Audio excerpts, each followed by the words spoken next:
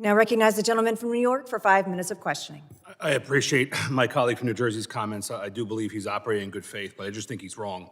And while there's squabbles between members of both parties in this committee, the executive branch has every power in its toolbox to get this done right away. It can reinstate Remain in Mexico, it can stop the repositioning of border agents away from the border and towards migrant processing centers.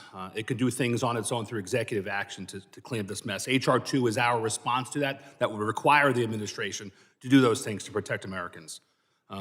Madam Chairwoman, we've spent 13 months in this committee laying out the case that our border is not secure. And Americans are with us on this. 67% of Americans think the president is failing in his duty to secure the border. Much of our case in the last 13 months has been backed up by data, some pretty big numbers. Millions of migrants unlawfully mass paroled into the United States, hundreds of thousands of gotaways, and tens of thousands of fentanyl deaths. But today it's not about the data. Before us today are two actual victims of Secretary Mayorkas' open border. A mother whose daughter was sexually assaulted and murdered by an MS-13 member, and another member whose daughter was fatally poisoned by fentanyl. Ms. Dunn and Ms. Nobles, as a father of 3 young girls for whom I would do and give anything, I can literally not imagine what you're going through. I appreciate you being here today, ripping off some of the scabs of the wound that has been caused and telling us your story so that we could be more informed and help solve this problem. Appreciate you being here today. Madam Chairman, if we had a more secure border, these horrific tragedies could have been avoided. If Secretary Mayorkas stopped paroling mass groups of migrants into the United States, these tragedies could have been avoided. If Secretary Mayorkas stopped repositioning border agents away from the border just to sit behind a desk to process more and more unvetted migrants into the United States, we would have less grieving mothers. Madam Chairman, the Biden administration has often falsely claimed that 90% of all fentanyl comes through ports of entry. I actually have a video of Secretary Mayorkas claiming that, and if we could play that, please. And people should understand, it is not in between the ports of entry that the majority of fentanyl is sought to be smuggled.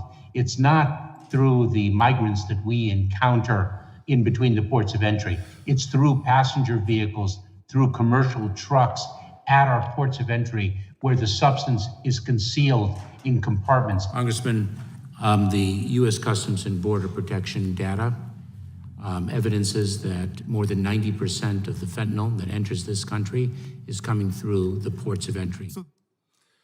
The Secretary is wrong, and he's smart enough to know that he's wrong. 90% only accounts for what is seized and not what actually makes it across the borders.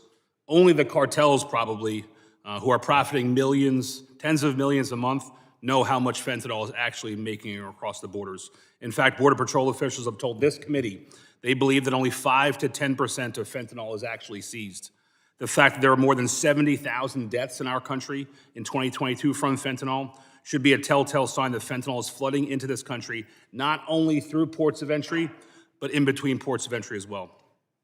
Ms. Dunn, do you think that pulling Border Patrol agents away from the border just to have them sit behind a desk to mass process more and more migrants into the country is a wise decision? No. Do you think that that decision leads to more opportunities for the cartels to traffic fentanyl into this country? Yes. Thank you. And what impact, and I know you have the most personal of experience, but what impact do you think that fentanyl has had on the public health of the United States? Well, the most obvious one that I can see is I have a grandson that doesn't have a mother.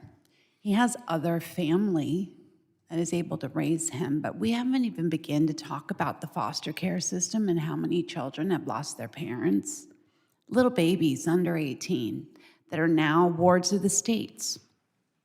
Where's all that money coming from? And let's think about the traumas and sadness and what it's like to not have parents because their parents died from fentanyl.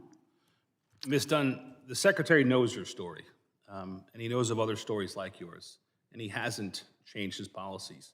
He hasn't insisted those border agents stay on the border. He hasn't cancel the mass parole of migrants to the United States. What could you say with respect to the Secretary's likely approach and his care for situations like yours, given that he hasn't changed his policies?